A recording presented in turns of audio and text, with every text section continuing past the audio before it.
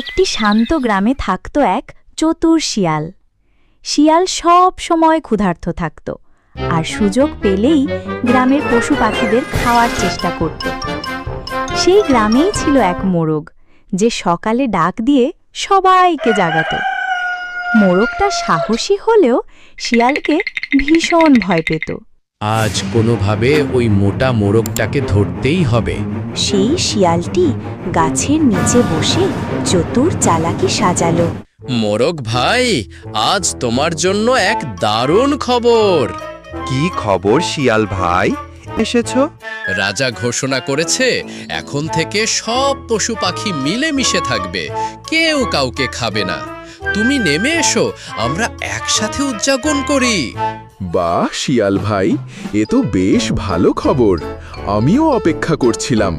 আসলে দেখো, কুকুরগুলোও আসছে এই খবর শোনার জন্য। কুকুর আসছে, তাহলে আমি চলি, পরে দেখা হবে। শিয়াল পালাতে পালাতে অদৃশ্য হলো। শিয়াল ভাই, আমাকে বোকা বানাতে এসেছিলে, তুমি নিজেই তো বোকা হয়ে গেলে। ঘটনা দেখে গ্রামের অন্য পশুরা শিয়ালকে নিয়ে মজা করতে শুরু করলো। তারা বলতে লাগলো, বুদ্ধি দিয়ে শক্তিশালী শত্রুকেও হারানো যায়। এই গল্পের মূল শিক্ষা হলো, কেবল চালাকি দিয়ে সব সময় জয় পাওয়া যায় না। শিয়াল যতই চালাকি করুক, মোরগ তার বুদ্ধি আর সতর্কতা দিয়ে তাকে হারিয়েছে।